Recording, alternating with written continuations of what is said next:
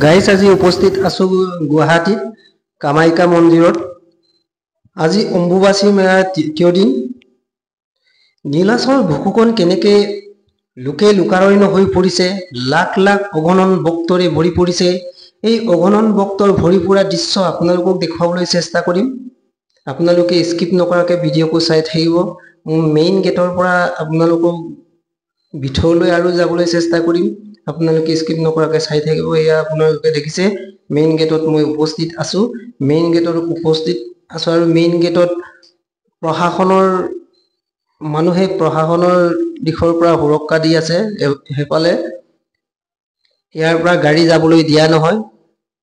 Main গেটৰ পৰা 4 kilometre ওপৰলৈ খোজকাঢ়ি যাব লাগিব। আপোনালোকে চাই থাকিব।